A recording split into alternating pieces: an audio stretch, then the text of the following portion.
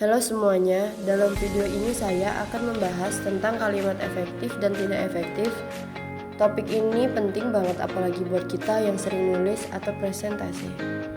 Oke, di sini saya akan memperkenalkan diri. Nama saya Fitri Madani dari Teknologi Informasi dan NPM 2459201037. Komunikasi yang jelas dan tepat sangat penting dalam kehidupan sehari-hari, baik dalam percakapan maupun penulisan.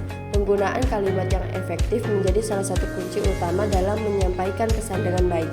Kalimat efektif adalah kalimat yang mampu menyampaikan pesan secara jelas, tepat, dan mudah dipahami.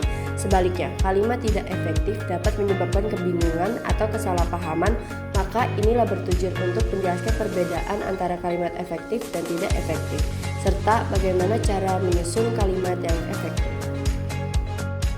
Selanjutnya, pengertian kalimat efektif dan tidak efektif. Kalimat efektif adalah kalimat yang dapat menyampaikan informasi dengan jelas, singkat, dan tepat, kesaran tanpa mengurangi makna atau tujuan komunikasi. Dan kalimat tidak efektif adalah kalimat yang berbelit-belit, ambigu, atau tidak memiliki struktur yang jelas sehingga dapat menyebabkan kebingungan atau kesalahpahaman.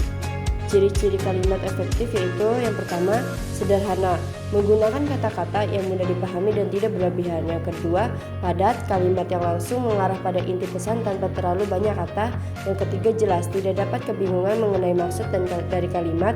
Yang terakhir, menggunakan struktur kalimat yang benar sesuai dengan kaidah bahasa. Selanjutnya, ciri-ciri kalimat tidak efektif.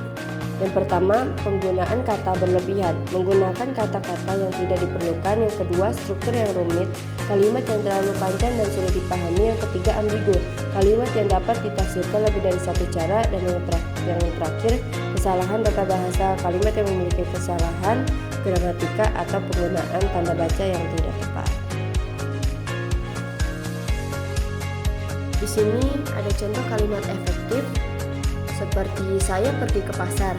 Kalimat ini jelas dan langsung menyampaikan pesan tanpa ada kata yang tidak perlu. Dan contoh kalimat tidak efektif ini karena alasan yang sangat mendalam dan membutuhkan pertimbangan yang panjang, saya akhirnya memutuskan untuk pergi ke pasar yang letaknya cukup jauh dan harus melalui jalan utama setelah pagi hari.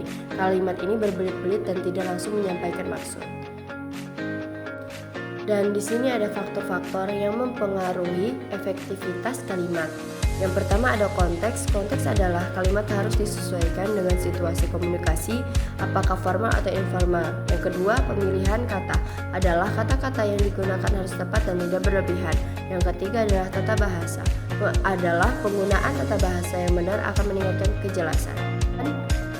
Tips untuk menyusun kalimat yang efektif. Yang pertama, gunakan kata-kata yang sederhana dan langsung pada inti pesan. Yang kedua, hindari penggunaan kata berlebihan atau kalimat yang terlalu panjang.